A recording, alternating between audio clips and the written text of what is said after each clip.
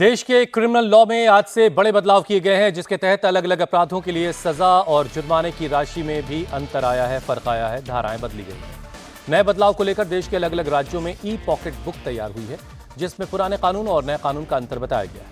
आज से लागू हुए नए आपराधिक कानून लागू करने के लिए 25,000 पुलिसकर्मियों को प्रशिक्षित किया गया है।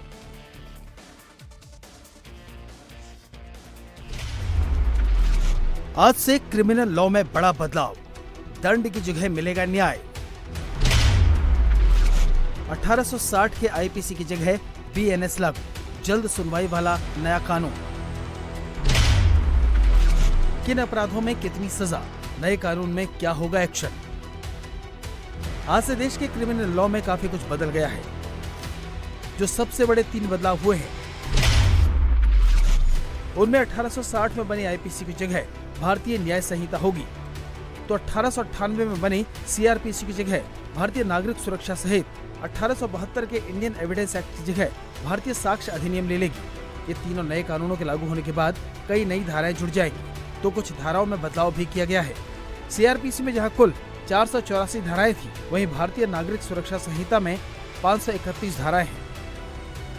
केंद्र सरकार ने नए कानून जो बनाए हैं, उसमें 3 कानून हैं। एक भारतीय न्याय संहिता, दूसरा भारतीय नागरिक सुरक्षा संहिता और भारतीय साक्ष्य संहिता। इसमें जो रिप्लेसमेंट किया है, ये भारतीय न्याय संहिता आईपीसी को रिप्लेस किया गया है।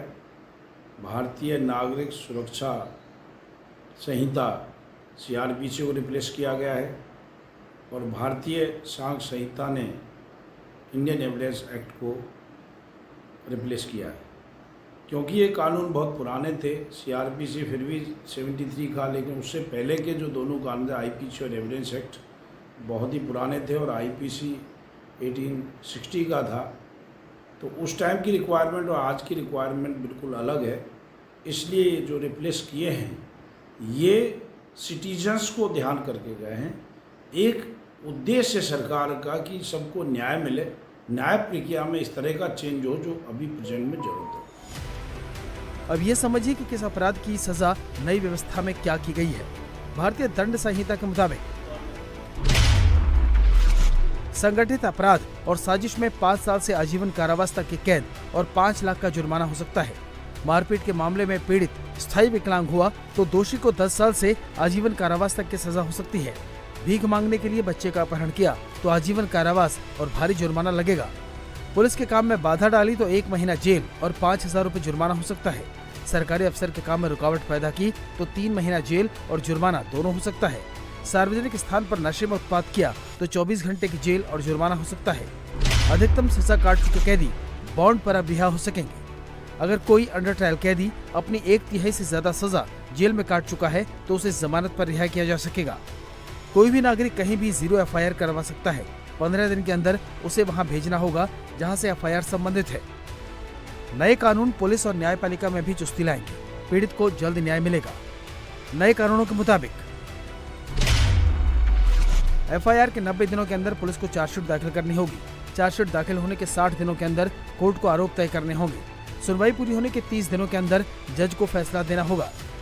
बता दें कि भारतीय न्याय संहिता, भारतीय नागरिक सुरक्षा संहिता और भारतीय साक्ष्य अधिनियम को 12 दिसंबर 2023 को केंद्र ने लोकसभा में 3 संशोधित आपराधिक विधेयकों को पेश किया था। राष्ट्रपति से मंजूरी के बाद विधेयक कानून बन गए, लेकिन इनके प्रभावी होने की तारीख 1 जुलाई 2024 रखी गई। 313 बदलाव है मान्यवर, और मैं इतना कह सकता हूं कि हमारी न्यायिक दंड प्रक्रिया, क्रिमिनल जस्टिस सिस्टम के अंदर आमूलचूल परिवर्तन होगा और सबको ज्यादा से ज्यादा 3 साल के अंदर न्याय मान्यवर। इसमें पुलिस अधिकारियों को भी जवाबदेह किया है, वकीलों को भी जवाबदेह किया है और न्याय करने वाले के लिए भी मर्यादाएं रखी। इसमें महिलाओं का और बच्चों का विशेष ध्यान दिया गया है। अपराधियों को सजा हो, इसकी चिंता की गई है और पुलिस अपने अधिकारों का दुरुपयोग न कर पाए, ऐसा भी किया। इसके अंदर राजद्रोह जैसे कानूनों को एक और हम निरस्त कर रहे हैं, तो दूसरी ओर धोखा देकर महिला का शोषण करने वाले और मॉब लिंचिंग जैसे जघन्य अपराध करने वालों को दंडित करने का भी प्रावधान है। एक और हमने एक तरफ कानून लागू हुआ तो उसका असर भी दिखने लगा। इंडिया टीवी की टीम की मौजूदगी में मध्य प्रदेश की राजधानी भोपाल में पुलिस ने देर रात नए कानून के तहत पहला मामला निशातपुरा थाने में दर्ज किया। जो इंडियन पीनल कोड था अब वो बीएनएस यानी भारतीय न्याय संहिता हो चुकी है और इस वक्त मैं मध्य प्रदेश के राजधानी भोपाल के निशातपुरा थाने में मौजूद हूं, जहां की पुलिस पहला मामला संभवतः मध्य प्रदेश का पहला मामला भारतीय न्याय संहिता के तहत दर्ज कराने जा रही है। जो भारतीय न्याय संहिता है इसका उद्देश्य ही लागू होने का ये है कि न्यायप्रिय संहिता बनाई गई है। इसमें पीड़ितों को न्याय दिलाने का उद्देश्य है, जो भी मंशा संविधान और शासन की रही है। पूर्व में दंड की मंशा हुआ करती थी, जो कि दंड की ना होकर अब न्याय उन्मुख हो गई है। नए कानून में आईपीसी की जगह बीएनएस ने ले ली है तो अब धाराएं भी बदल गई। भोपाल में गाली गलौज और अड़ीबाजी की शिकायत का जो मामला सामने आया है उसमें आईपीसी के तहत 1 जुलाई 2024 के पहले मारपीट की धारा 323 थी, गाली गलौज की धारा 294 और अड़ीबाजी की धारा 327 थी, जो अब बीएनएस के तहत मारपीट की धारा 115, गाली गलौज की धारा 296 और अड़ीबाजी की धारा 119 हो गई है। तमाम धाराएं ये बदला हुआ आपको अब स्वरूप दिखाई देगा। इंडियन पीनल कोड नहीं बल्कि भारतीय न्याय संहिता दिखाई देगा।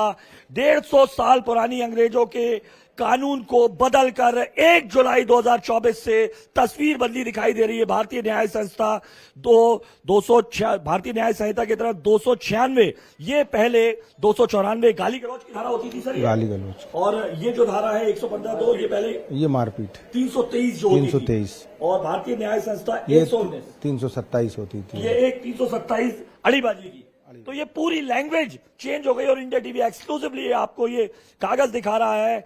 महज 20 मिनट के अंदर पहला मामला दर्ज हुआ है और जो पहले से तैयार पुलिस की ट्रेनिंग दी जा रही थी हर मोर्चे पर, थाना प्रभारी से लेकर तमाम लोगों को, वो कंप्लीट हो गई है। और यही पूरे जो प्रदेश के साथ साथ देश में इसी तरीके की मुस्तैद टीम अंग्रेजों के समय से जो चले आ रहे कानून थे उसके बदलाव को अब कागज में नई भाषा, नई इबारत, नई शब्दों के साथ और नई धाराओं के साथ जोड़ते दिखाई देगी।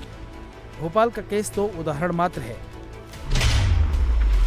आज से लागू होने वाले नए क्रिमिनल लॉ में 33 ऐसे अपराध शामिल होंगे जिनमें जेल की सजा बढ़ाई गई है, तो 23 ऐसे अपराध हैं जिनमें अनिवार्य सजा और 83 अपराधों में जुर्माना बढ़ाया गया है। अब धाराओं में बदलाव के साथ पुलिस के एक्शन और न्याय प्रक्रिया के लिए भी समय तय कर दिया गया है। नए कानून में कैदियों के लिए भी बहुत कुछ बदला है, साथ ही मॉब लिंचिंग को भी सरकार ने अपराध की श्रेणी में रखा है।